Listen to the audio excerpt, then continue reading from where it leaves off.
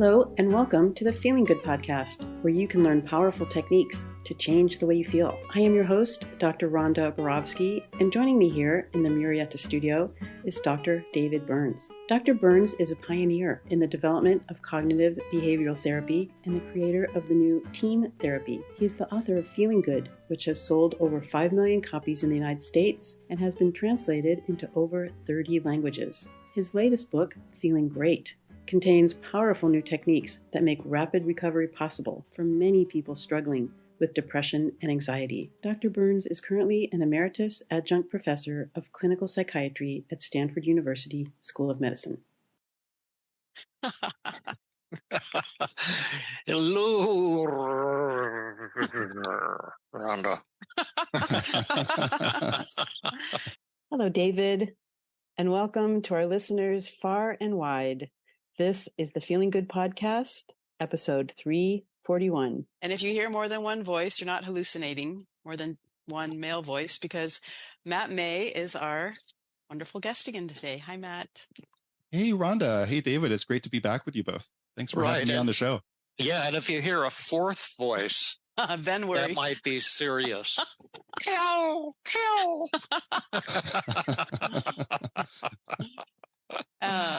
David, that was funny. And you said, did you say kill? Yeah. Yes, which goes to speak to our topic today, which is on the inner bully. Absolutely. And next week, we're going to talk about the outer bully. And I asked you, Rhonda, before we started, and Matt, wasn't there some song when we were growing up, Bully, Bully? I remember that. Too bad we don't have music on our podcast. But yes, we're talking about the two kind of greatest, dealing with the two greatest sources of suffering, really.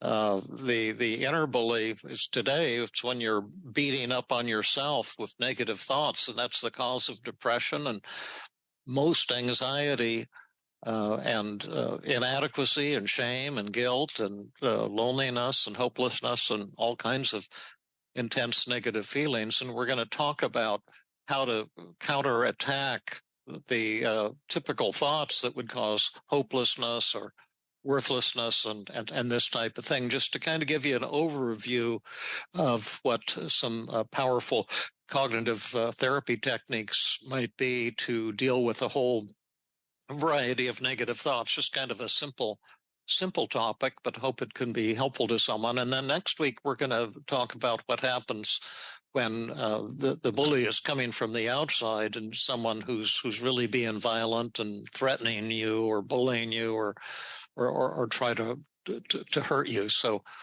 and you know, certainly if you just turn on the news, the amount of violence in the world, I don't know if it's getting worse. To me, the hatred and violence and division in the world seems to be really increasing a lot these days. And, you know, I'm fearful that we're heading to war on a worldwide level, but maybe I'm too histrionic, but there's certainly a lot of horrific things going on in the world, and most of us have experienced some violence directed against ourselves. So we'll talk about some strategies for dealing with that as well.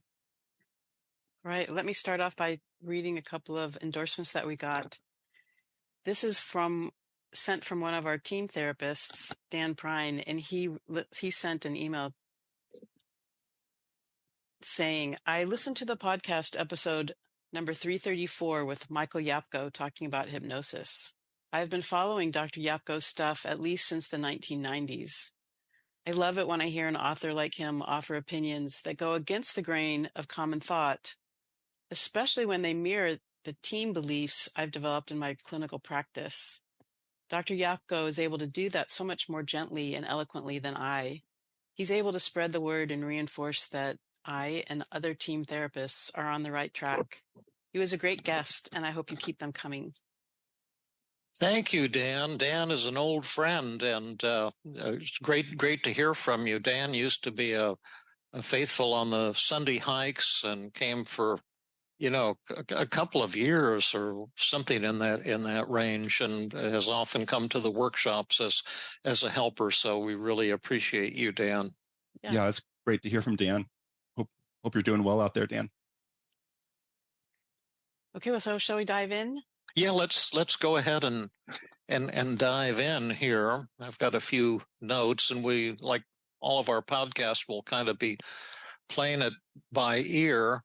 But there's different ways of thinking about depression and negative feelings, and it's just been occurring to me a lot recently. We emphasize cognitive distortions, the so-called thinking errors like all or nothing thinking, emotional reasoning, hidden should statements. All of that's incredibly important and valuable. But another way of looking at it is that when you're feeling down or anxious, you're bullying yourself, saying really mean-spirited, ugly things to yourself, much the way that a schoolyard bully would be teasing or threatening or saying mean-spirited things to a weaker, younger child. And I thought that we could do some examples of common types of negative thoughts and how we might combat them using a variety of cognitive techniques. We might illustrate them with role playing, with externalization of voices, but in general, there's three strategies you can use when you have a negative thought, like I'm a loser, or I'm defective, or I'm not as successful as I should be, or people who are suicidal or have agoraphobia or various fears. And negative thoughts that trigger them. But and I know, Rhonda, you used to have one, I believe, I'm not an important person, or some such thing that caused you enormous pain in your life. But three useful strategies, and this is just the tip of the iceberg because there's many more than three, but one is called the self-defense strategy, where you defend against your negative thought. And kind of point out the distortions in the thought and the fact that it's not, entirely valid or realistic.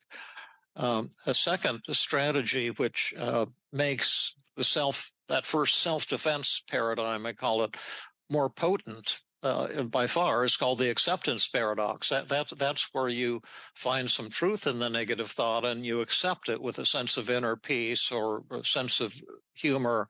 And combining those two is really a powerhouse. And then more recently, I've developed what I call the CAT, or counterattack technique. And I've probably been doing it for years, but I didn't really name it until about 4 or 5 years ago. And that's when you're, say, doing a role play and the other person is your negative thoughts and is attacking you, when you're using self-defense and the acceptance paradox to defeat that negative voice, you can also do a counterattack, just the way you would stand up to a bully in the schoolyard and say, I'm not interested in your BS anymore, because you say I'm a failure. Well, I've failed at a lot of things and I've succeeded at a lot of things, but my greatest failure in life of all has been listening to your bullshit in my ear ever since I've been a little boy. And go and stick it where the sun don't shine. Mm-hmm. And that would be my pretty aggressive way of doing it, but it adds quite a different dimension to the other two techniques, and the three can easily be combined. But that's just by way of introduction, and there's a few other things of great importance to say before we get started. And so Matt and Rhonda will say them, hopefully. Of course, we never planned these talks at all, so I don't know if there is anything. This is actually a class in extemporaneous public speaking. Okay. Yeah, right. Well, I'll probably fail, but one thought that occurred to me was while we were talking about this was, I think it was Freud's idea that depression is anger turned inwards. Yes. And I believe you had independently studied that as a variable in depression. If I recall this correctly, that turned out to be true. Like that is an accurate description of what's occurring when people are depressed, is that they're turning their anger onto themselves, and really beating up that, on themselves. Yeah. Beck was the one, you see, that was how he started cognitive therapy. He said that's not true. He did some kind of informal study. Oh, and, okay. And he thought it's distortions. It's not anger turned inwards. But lately, I've come to see that it is anger directed against yourself. Nothing could be clearer, because if you, let's say a little boy wasn't very good at math, your son, and you wouldn't say, "Oh, Charlie, you're a loser because other kids are better than you in math." That would just be a clear-cut human cruelty. And yet that's exactly when people are depressed, we do that to ourselves all the time. I'm a loser, I'm a failure, I'm inferior, I'm worthless because I'm not X or Y or Z enough, successful enough, pretty enough, handsome enough, athletic enough, successful enough. And it's a very simple but powerful paradigm, and a lot of our techniques, like the double standard technique and the externalization of voices, are designed to help people antidote these cruel messages we give ourselves. So that was great, Matt. I'm so glad you said that. And what I remember you teaching us, David, is that these three strategies actually work best when they're in combination with each other, like instead of just standing alone. Yeah. The biggest mistake people make is using self-defense alone, thinking you can argue your way out of depression. And on rare occasions that might be effective, but usually it's not effective, because when you defend yourself against your own negative thought, from a Buddhist perspective, self-defense is the cause of war. And so you go to war with yourself, and you go into this argument, yes, but, and it's kind of a circle that never ends. And if you add the acceptance paradox, it implodes the system and frees you. But let's give some examples. But that was a cool one too, Rhonda. Appreciate that. So should we just dive in and see if we can give, an anxious thought, a depression thought, an inadequacy thought, and a bunch of them, and see if we can blow them out of the water. Sure. We might have to we also have the philosophy of failing as fast as you can. We just try stuff, and if we don't hit a home run, we'll do role reversals and keep doing it. Can I start us off with one? Sure.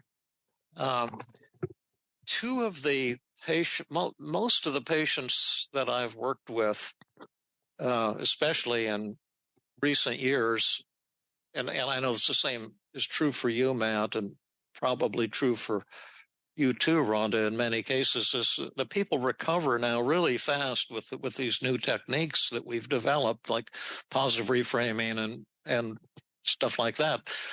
But I had a woman once who had an abortion when she was a teenager, and then went on to get married and graduate from college and developed a very nice career for herself. Got married and had children of her own, but she came to me 10 years after that abortion, and she had been incredibly depressed the entire time. And her negative thought was, it's a horrible one to say, but it's what her thought was. I'm a worthless human being. I'm a bad human being because I murdered my baby. And I have someone that I've seen even very recently who's struggled with an intense self-loathing because of an abortion in teenage years, and then went on to have a wonderful family and many children, but again began to get caught on that type of thought. So let's start on this one. And how should we dive into this, Rhonda and Matt? Well, can we start off with some empathy? Sure. So she thought, I'm sorry, tell me her thought again. Well, I'm it's a bad kind of person. like, yeah, I'm a bad person. I'm worthless because I murdered my baby. Oh. I think a lot of women who've had abortions struggle with this, and I don't hear it talked about too much on the news either. Everyone's involved in the politics of it and fighting with each other, but I don't hear always a lot of compassion for women who are caught in this horrible political controversy and often beat up on themselves. Well, shall I take a dive at it, Matt? Yeah, happy for you too, Rhonda. Yeah. Well, it sounds like you're really suffering, and you're just telling me that you're feeling really worthless because you had an abortion when you were younger, and my heart is breaking for you because this decision and the act that you did so many years ago you're still beating yourself up on because of it. And I'm feeling really sad, like I said, and my heart is breaking. And,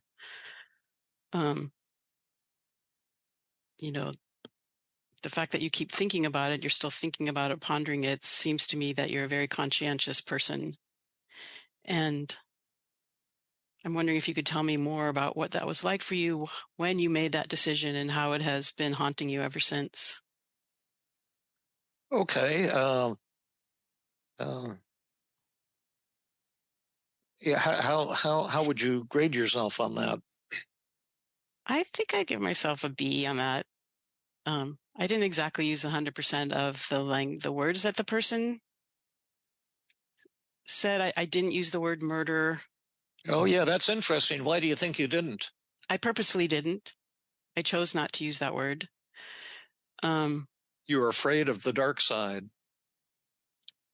I just don't see it as murder, and I don't want to reinforce that. And maybe that was, it's too hard for me to separate my thoughts and my belief system from giving this person support. Sure. Okay. Well, that's an issue. What did you think, Matt? I think I agree with Rhonda's feedback. I really liked her how genuine and authentic Rhonda was in expressing her.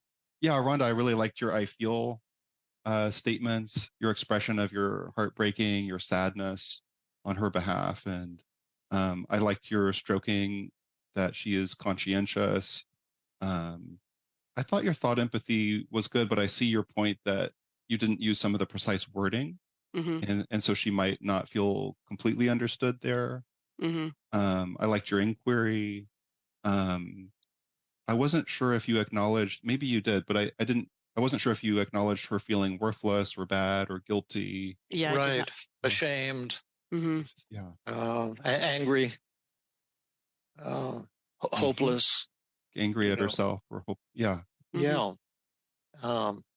Right. I think your warmth is wonderful. I give you an A+ on that part of it. And I was less enthusiastic about, seems like you're conscientious, because cheerleading when in the empathy phase is the opposite of the direction we want to go. There is a place for that in positive reframing for sure, and it will be crucial in her treatment.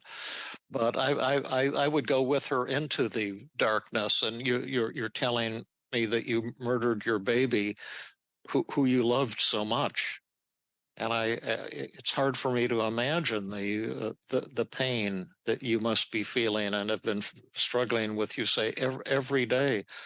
I can only imagine that you feel, worthless and depressed and sad and anxious and guilty and ashamed and alone and hopeless and incredibly demoralized. it sounds like you've been living in hell. And tell me what that's been like for you. I really want to hear what you have to say. This is painful for me too, because my heart breaks for you, and yet I want to hear. To tell me more, and let those tears flow if that happens. How was that one? That was an A+. Mm-hmm. Yeah, I thought so too. And why? Or because yours was like outstanding, but why? How did this differ, Rhonda? Well, you went there with her, and I didn't. You I especially liked when you said it sounds like you've been living in hell. And what's that been like for you? Yeah, and that's true. That sounds like that's where she has been living. Yeah. So, and then another thing to think about is how much empathy has she gotten from her husband, or anyone in her life, or her parents, or her parents. Yeah. See, everyone's trying to cheer her up. Or say, "Oh, come on, you made the right decision at the time." Yeah, right, right. So I think to go there with the patient, because if you avoid it, the darkness, you just convey to them that you're afraid, and that it's really bad. Do you see what I mean? Yeah. That we mustn't use that word because that's an awful thing. But that was a beautiful example, and I thank you for it, Rhonda, and for being so open. So once we've empathized, we would do maybe some positive reframing and do the magic button and all of that. But why don't we just without going through all those details, because I think our focus is on how to combat that thought, would be what does this thought show about her that's beautiful and awesome? Once we've empathized and she says, I want to do some work, I'm ready to, you've done a great job of listening, and she says she wants to press the magic button and be relieved of this horrible burden after so many years of intense anguish. And then, you say, well, we have got some great techniques, but I'm not sure it's such a good idea to press that magic button. And let's just talk about what her negative thoughts and feelings show about her that's positive and awesome. And why it might not be appropriate to press that button and feel sudden joy. I have a few ideas there. We could maybe put our heads together and see what comes up. But one thing I was thinking was that this is probably a should statement, and those are often linked to our moral and ethical beliefs. That at a moral level, she is probably not wanting to approve of that behavior on her part. Absolutely. It feels like maybe she deserves to suffer if she's done something like that. Yeah, absolutely. This is a kind of a spiritually based depression, and maybe it's not something that we'd want to make go away. Her pain shows her religious belief, and it's irrelevant what your thoughts are, what my thoughts are about abortion. What's important is what her thoughts are, and it shows it shows her wonderful moral qualities. What else does it show about her I'm thinking that she's feeling some shame, and wondering if that shame is showing that she's it's the shame is reminding her that maybe she would do things differently the next time. Yeah. Sure, and the anxiety, to kind of keep herself in check. I was impulsive and I did something bad, and the shame and guilt will make me examine what I'm doing more carefully. Right, like a way of holding herself accountable. Yeah, absolutely. what are some other beautiful things? She's really honoring the loss of the life of the baby. Yeah. Yeah. Yes. She's honoring that loss. Right. Grieving. She hasn't forgotten her baby. Yeah. Yeah. That's right. I told her guilt is the easiest emotion to eliminate, but I don't think I'm willing to do that. Right. And then she said, well, why not? That this is what I need. And no one has been able to help me. And I said, well, your guilt and your depression are your love for that little boy. You loved him, and you're keeping him alive. This is your love for him. And if you know, if you wanted help, you'd have to be willing to say goodbye to him and to let him go. And then she started sobbing at that point, and she'd been holding back all of these years because her husband kept saying, "Don't cry, don't feel this way." And then she just sobbed and sobbed and sobbed, and then she was ready to do some work. But those are powerful factors, and if you overlook them and just try to correct someone's faulty thinking or distorted thinking without taking these, their whole life into account, you just run into a wall of resistance, and that's one of the keys, certainly, of TEAM-CBT, to help the patient see why their so-called problem, in this case, severe refractory depression, major depressive disorder, not responding to psychotherapy and tons of antidepressants, see the reason for that, and that the reason for that isn't that they're, defective or have a chemical imbalance in their brain, but that it's their value, your value system, and the beautiful things about you. That your negative feelings are nearly always an expression of that, and once you see it, it kind of a light bulb goes on.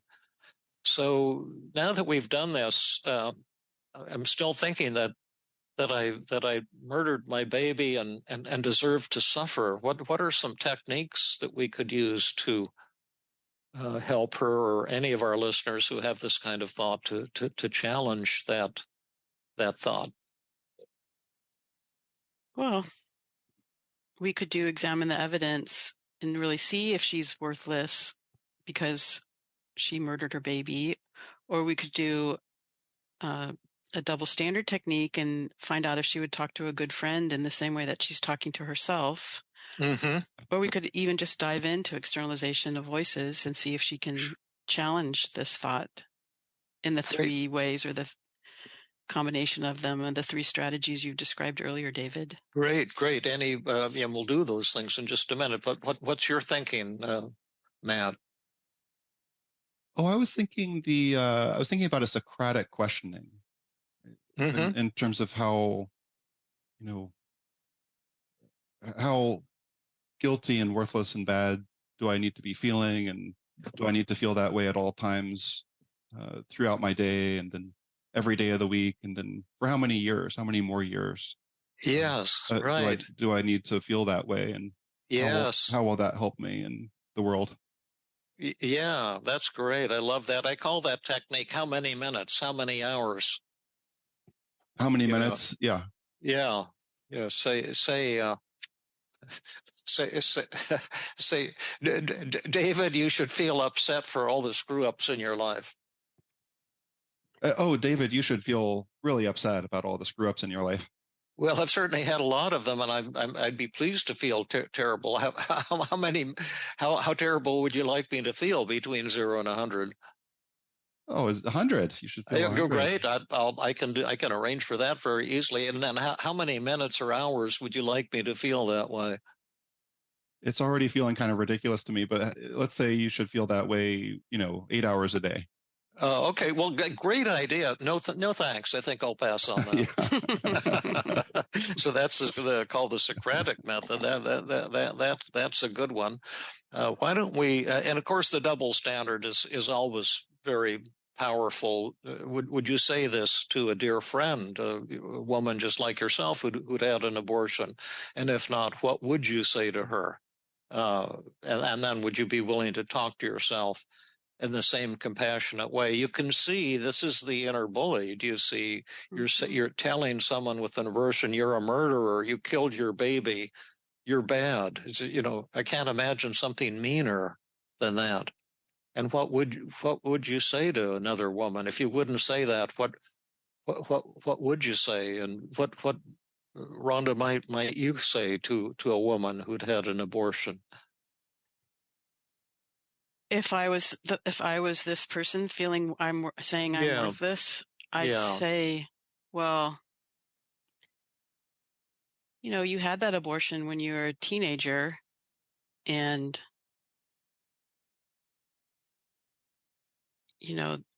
you had really limited options, and was really, really, really hard to go through with it. And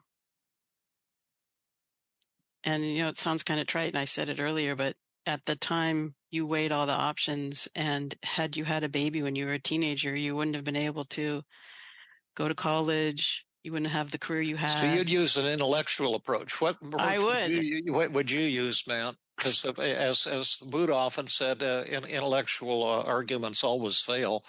But what would you say in using the double standard technique, Matt? I see. So if I'm her twin from a parallel universe, and the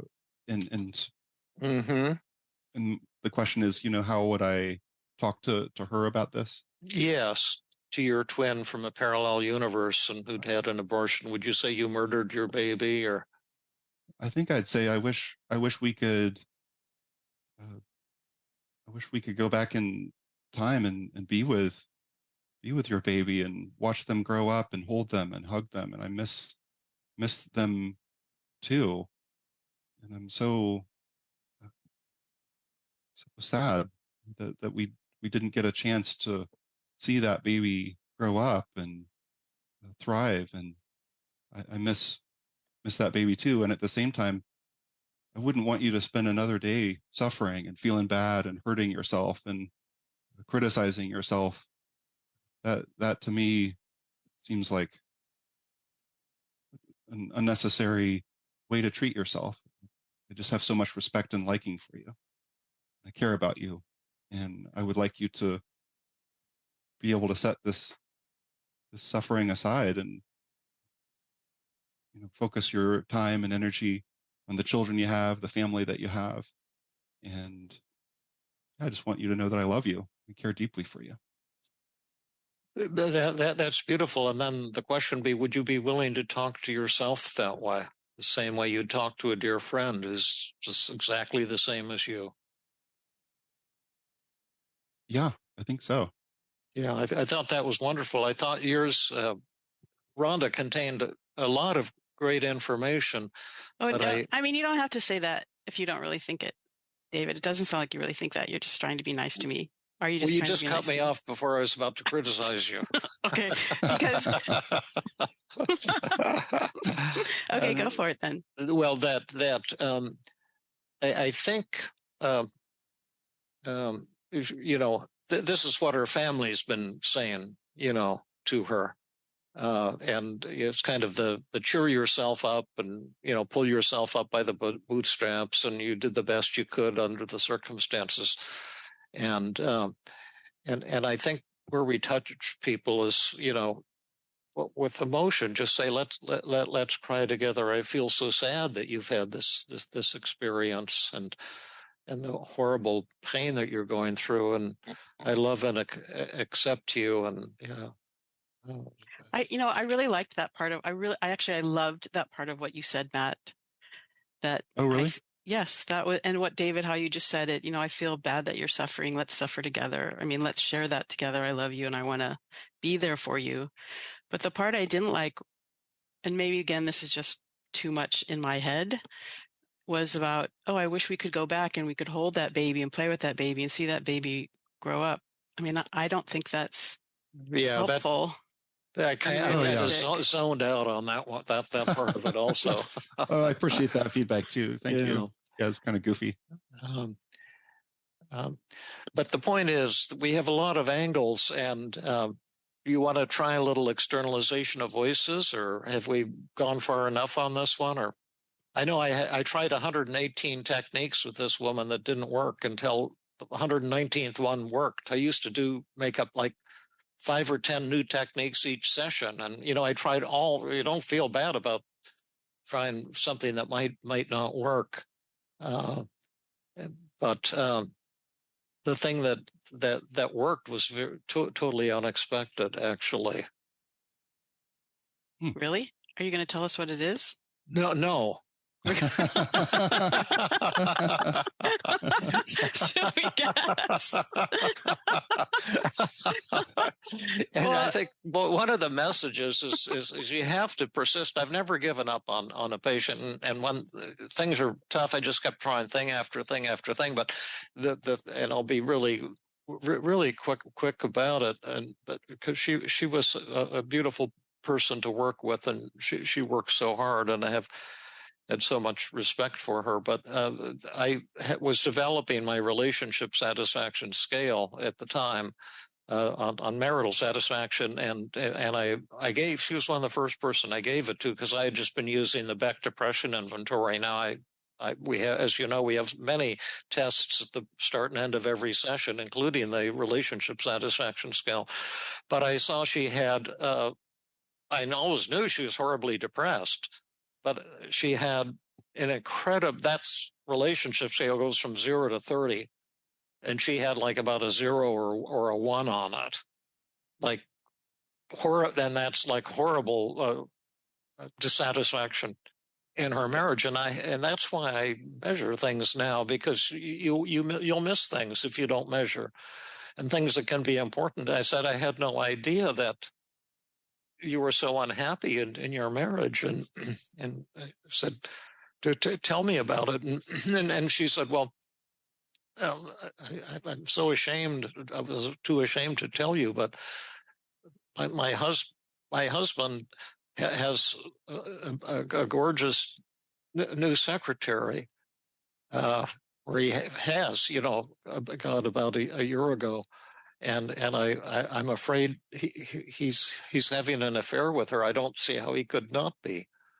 And I said, well, do you have some evidence for this? And she says, no, I'm just assuming that. And I said, well, maybe we should get him in here and ask him. Boy, this podcast is going in an unexpected direction. Oh, well. So she said, well, yes, why don't you call him right now and ask him if he's having an affair? Here's his phone number at work. And I said, well, I don't want to ask him on the phone, but I'll see if he'll join us. So I called him, and I said, I'm with your wife, and we feel like we need your help in the therapy, and would you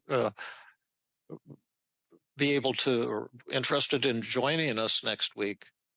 And he says, Dr. Burns, I am so grateful that you call. I've been wanting to do something like that, but I didn't know if it was appropriate. Absolutely, I'll be there. And then he came with her the next week, and then she asked him right in front of me, and he started sobbing. And he said, I love you more than life itself. I'm not attracted to any other woman, and I have no interest in my secretary, and I've been feeling so alone and lonely and rejected. And it was just mind-blowing to her. And then I just did some marital therapy 101, like you talk and you paraphrase, and then the other one talk and the first one paraphrase, just simple listening exercises, and told them to, arrange some dates, with each other. And within two weeks, her depression had gone to 0. And I'm thinking back on it, I think she was perhaps, and this is, I'm just kind of speculating, but perhaps she was thinking, because I am a bad person. When you feel bad, like a bad person, it's you feel like your essence is bad. I mean, it's not a thought, it's a total body experience, heart, soul, feelings, thoughts. And she probably couldn't imagine that she could be lovable. How could my husband not want someone else? And that was the thing that she hadn't verbalized out of a sense of shame. And once she tested that, I guess with the experimental technique, you might say, and saw that it really wasn't true, all of her concerns disappeared. Wow.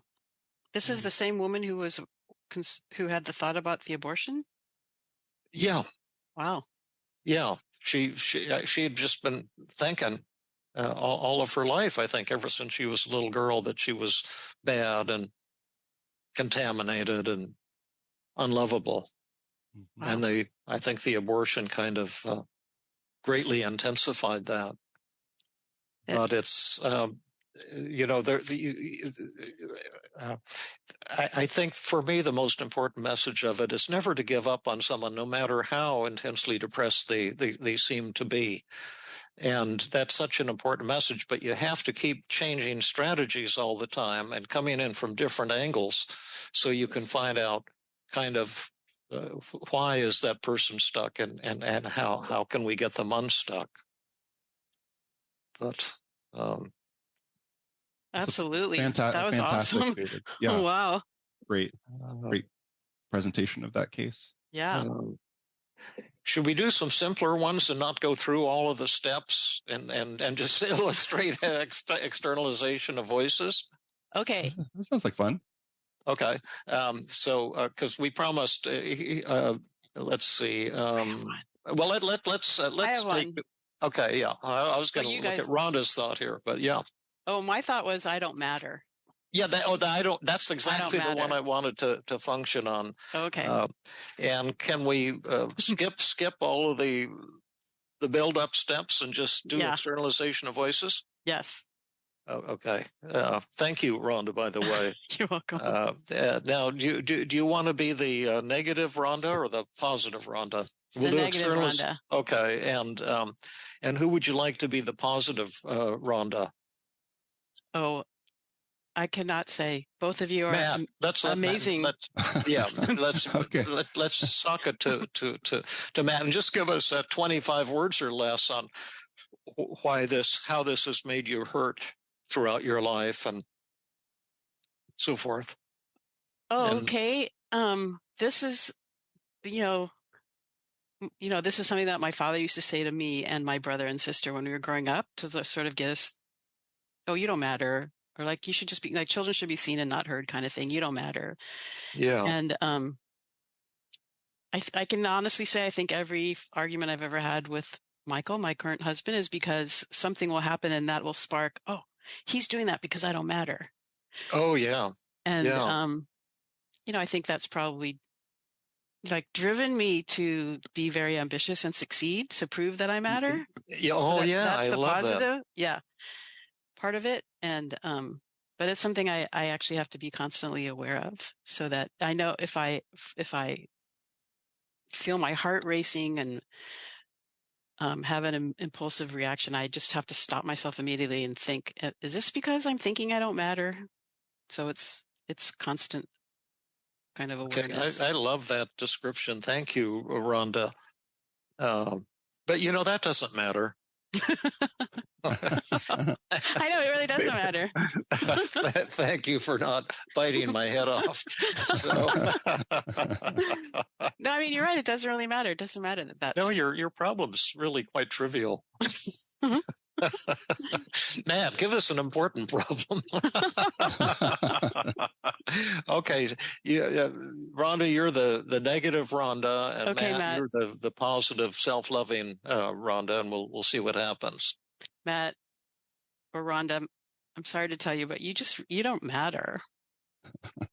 Well, maybe I'm stuck a little bit in a rut here. I want to do the Socratic Technique again, or maybe it's Shades of Gray.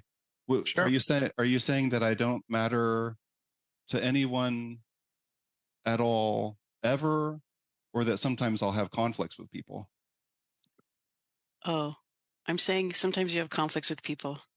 Oh, that's true. Yeah, I like to get in it with people sometimes, have a good conflict. Yeah. Yeah. Who won there? You did. Yeah. Big or Really? small? Okay. Yeah.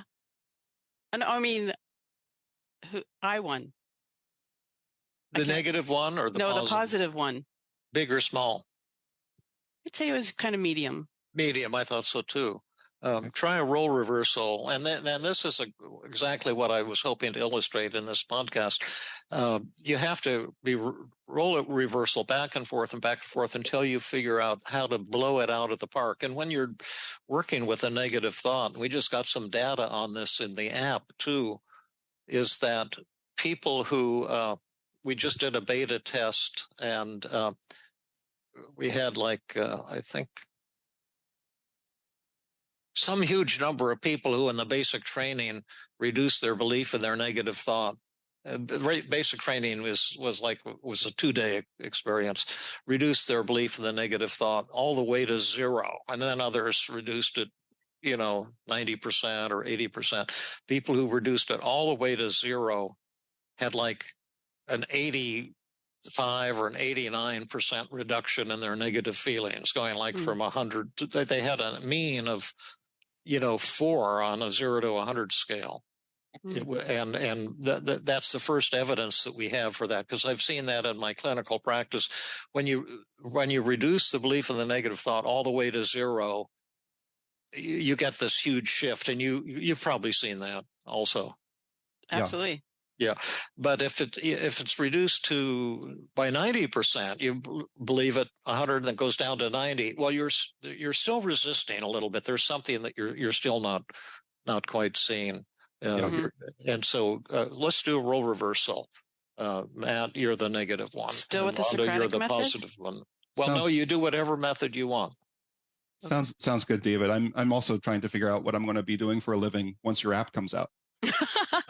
Oh, yeah. Well, actually, we're looking now at combining with, if people are having trouble with the app, combining with, Zaina's doing a group thing now, experiment, 2 hours of a weekly group training. And we might experiment too with intensives, having them do the basic training before the intensive starts. Oh, is that right? That's great. Yeah, like a 1 or 2 day. So if you're still doing intensives, that it might be, we could hook you up right away. Okay, sounds good. Yeah. Instead of putting you out of business, let you work together to make something fantastic happen. Sounds awesome. And Zaina is brilliant, so I think she is. I don't think you could do better than her. Yeah, but hopefully we want to get a lot of people hooked in. But at any rate, you're the negative, and no, Rhonda, you just do whatever you can, and then we'll keep doing role reversals until we get to blow away. Okay, I'm going to do the double standard technique, Matt. Double standard technique. Okay. Yeah. So can you imagine that I'm a really good friend of yours, but I'm not simply a good friend of yours. I'm actually a clone or a twin of yours. I've had the same life experience as you. I had the same type of father you had. I'm actually, even though we look the way we look, I'm the same age as you, and I'm actually a man just like you. And I have, like I said, I've had the same life experiences as you, and I'm kind of struggling with this thought that keeps coming up that has been causing me a lot of pain. And I'm wondering what you think. The thought that's causing me a lot of pain is I keep saying to myself, I don't matter. And I'm wondering, what do you think? Do you think I matter? What do you think? You matter incredibly. You're incredibly important to me. You're the person who understands me and knows me the best in the whole world. And the person who can take care of me and look after me and laugh with me, etc. And so I'm just delighted to be in your company right now. And I can't think of anyone who matters more to me. Wow. I feel so much better that you're saying that to me. But, just like I'm wondering if you're saying that just to make me feel better, or these things that you really, really believe these? I believe this 100%. Oh. And just by way of teaching, what Rhonda's doing now is called the cross-examination. And Matt is actually playing the part of Rhonda, and Rhonda's playing the part of a friend of Rhonda's who's just like Rhonda and has this same thought. And Rhonda wants to cross-examine Matt until there's nothing left. Are there any more yes buts, Rhonda? I don't think so. Right. And who won that? Matt won it. Big or small? Big. Big or huge? Huge. Huge. And how did Matt win it huge? By being really sweet and connecting and and compassionate and just very loving. So was that huge then? Yeah. Yeah. I thought Okay. that was huge. Now I want to see if you can do it. All right. And I'm going to be Rhonda, and you can be whoever you want to be. Okay. Could I? You be a Rhonda from another universe. Could I talk to you for a minute, Rhonda? Sure. A lot of times I have this thought that I don't matter, and it's caused me tremendous pain in my life and conflict in my marriage sometimes too. And it's been with me ever since I've been a little girl. Do you think that's true, that I don't matter? I don't think that's true. No, I think you matter. Okay, can you explain why? I think probably there are times you don't matter. Like if you think of everybody in the universe, all the billions of people, and you're just kind of like a speck like everyone else. And you're just you should, like it would be fun to just kind of accept that. Yeah, that's true. You don't matter.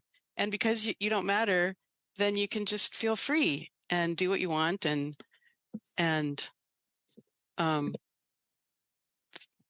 stop worrying about that. On the other hand, I think that you're an awesome person and you're loving and you're kind and, you put a lot of effort into supporting other people. And so there are, you, in the same way you do matter. There are people who care about you and you care about and would be very hurt if you weren't around anymore. Sure. Well, that's helpful to me, but I want to double check you on this because I get away with just being very cheerful and nice to people, but that there are other people like Matt and David who really matter because they're kind of like giants of the modern era, and so compared with them, isn't it true that I don't matter? That's what I need help with because anyone can act kind of sweet and nice. So what I have isn't unique or important. That's what I mean when I say I don't matter. Well,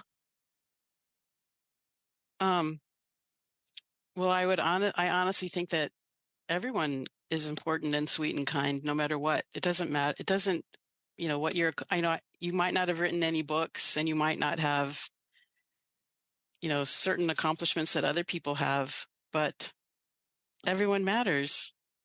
I mean, it is, and comparing yourself to other people is kind of hateful because there are always reasons that you'll be better or worse than them and vice versa. So really just go on and live your life and stop thinking about it. Or if you think about it every once in a while, you can just say, oh, wait a minute. Here's that thought again. Okay. So who won that one? Well, I think I'm winning. Big or small? Small. Right. I think so too. Can we finally do externalization of voices that I've been pushing for since the start of the podcast? Yes. Seem to be avoiding. You want to be the positive or the negative? I'll be the positive. Okay. Because I think I'm going to fail at it, but let me try to fail first. Okay. What's your name? Rhonda. What's my name? Rhonda. What's Matt's name? Rhonda. Sad. Okay. Talk to her. Matt is the negative Rhonda. Hey, Rhonda, I'm your negative thoughts, and I have an important message that I like to give you on a frequent basis. And It's the same message. I wanted to just remind you that you don't matter. Uh-huh. Ouch, Matt. That's kind of hurtful. That hurts my feelings that you said that. And that's kind of an old voice. That's an old tape that keeps running over and over again that I just don't think I'm going to listen to anymore. It comes popping up, and it's kind of like that whack-a-mole game. I'm going to just whack it back down. Okay, good. Who won there? I won there, but it was medium. And that was more of a counterattack. Yeah. Mm-hmm. Right. I thought so too. You want to be the negative, Rhonda? Okay. Okay. And who do you want to attack? I'll attack Matt again. Okay. So Matt, yikes. No, his name is not Matt. Oh, Rhonda. Sorry. Yeah, his name is not Matt. Rhonda. Sorry. Hey, to tell you this, but you don't matter. I think I've had enough of your bullshit.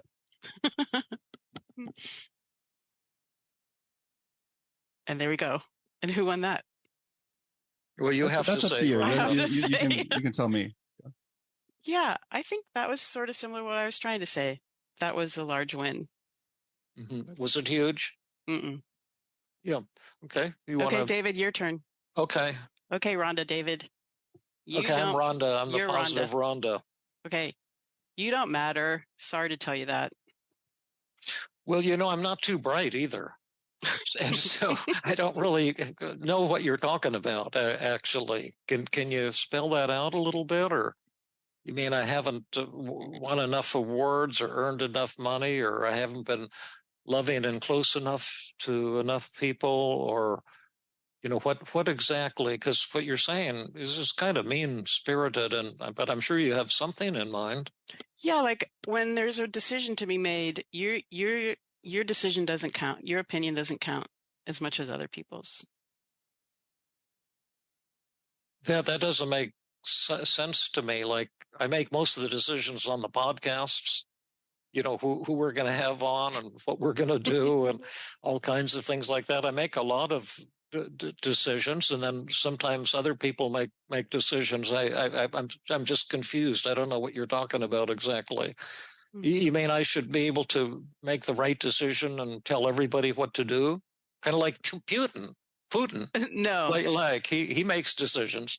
Yeah. No, I didn't mean it that way. I just meant if it's between you and somebody else, their opinion matters more because you don't matter. What's the name of the person that I don't matter to, other than the mean Rhonda that I'm talking about right now, who should shove it where the sun don't shine? Yeah. There's no one particular person. Okay. Yeah, that was intense.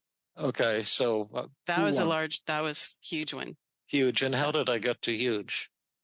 Well, that combination, both you and Matt, about the counterattack and then the questioning, who is it? Like, what have I not done to prove that I haven't mattered? Yeah, that's be specific. Yeah, the be specific. That takes all of the pants off of the thing. Yeah. And shows it in its naked awkwardness. Now, you want to try it? Okay. Because you always have to end up with the patient winning. And sometimes if you don't get there in the session, you pick it up again the next session. But could I talk to you for a minute, Rhonda? Sure. I know you heard some bullshit from David right now. He's kind of pulls the wool over people's eyes, but don't you let him fool you, because in fact, and that you don't matter. You don't matter. And don't you forget that. Wow. That is really hard to hear. And actually, even the look on your face was hard to see when you said that. And that's really mean. Like this? Yeah. That's so mean. And I'm going to say, is there something in particular that I don't matter about? Like, well, sure. If it comes to you and another person, they'll always be smarter than you, and their opinion is more valuable than yours. That just shows how dumb you are that you ask that stupid question. You don't matter. That's what I've been trying to say. Can't you see it, gal?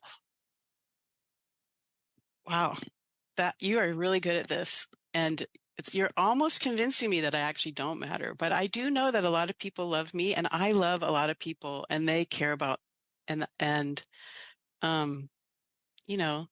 I have 2 incredible children who really love me. And I have a great husband who is a really wonderful person, could probably have a lot of different wives, choose somebody. And for some reason, he chose me, and I really mattered to him.